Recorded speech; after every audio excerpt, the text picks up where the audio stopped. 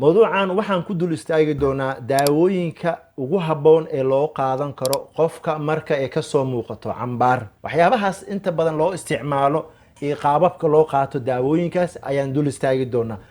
Badanaa cabashada ugu badan ama su'aalaha ugu badan oo qofka uu ku soo weydiinayo waxaa ka mid ah in qofka marka daawo cambaar loo soo qaato uu marsado si lama filaan ah haddana inay ugu soo laabanayso marka daawada uu dabcan uu joojiyo, taasoo macnaheedu ay tahay in qofka uusan dhammaystirinin daawada.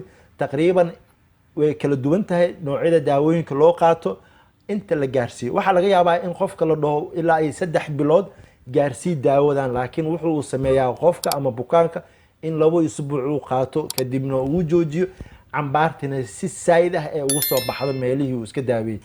Marka koowaad in cambaar aad daaweysid waxaan u kala qaadaynaa 2 qaybood. midda madaxa gasha ama cambaarta madaxa ka soo muuqata iyo cambaarta cidiyaha ka soo muuqata waa ay ka duwan yihiin noocyada kale daawooyinkooda markaad isticmaalaysid.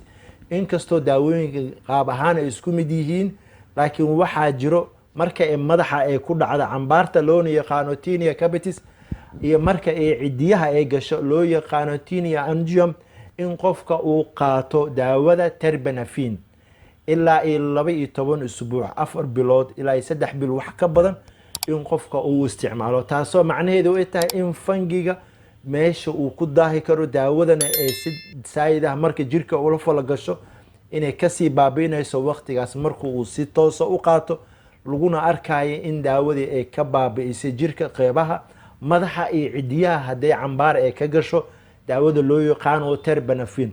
markii hore waxaa la isticmaali jiray daawooyinkan gorozavil, laakiin waxaa la arkay inay tahay ineffective, daawo waxtar aan u lahayn.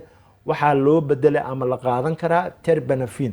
Terbinafine waa kaniini 2 nooc ku imaani kara 250 miligram ama 500 miligram. dabcan waa inaad isticmaashaa in ku siman ilaa 4 bilood ama 3 bilood wax ka badan, meeshaasoo cambaartii madaxa ee baaba'da, sidoo kale cidiyahaagana ay soo noqdaan qaab ahaan noocoodii iyo quruxdoodii iyo awoodoodii.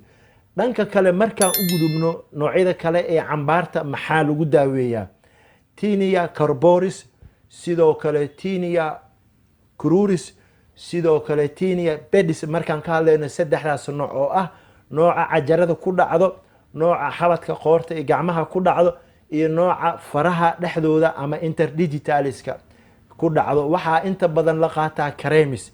in qofka uu karemis uu qaato oo aadna u xoojiyo ilaa 6 isbuuc inuu gaarsiiyo ama ilaa 2 bilood, waxay aad u anfacaysaa in cambaartu meesha aysan ku soo laabanin, taasoo macnaheedu ay tahay in qofka awood badan ee daawadu u yeeshay kana baabi'isay cambaarti.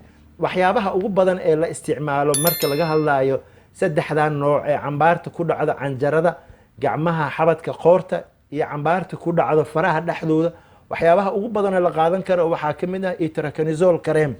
sidoo kale waxaa kaloo qaadan kartaa daawada loo yaqaano tolnofate cream oo ah isla cambaar.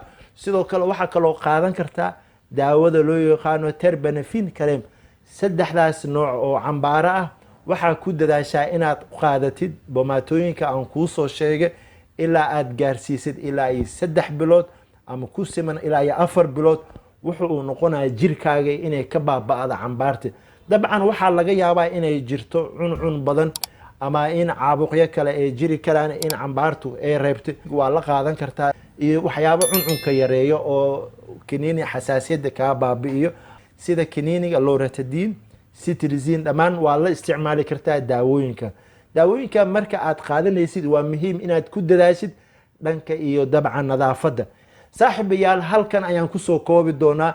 aad iyo aad idinkaga mahad celinaa sida kilibkana aad u dhagaysateen. wasalaamu calaykum waraxmatullaahi wabarakaatu.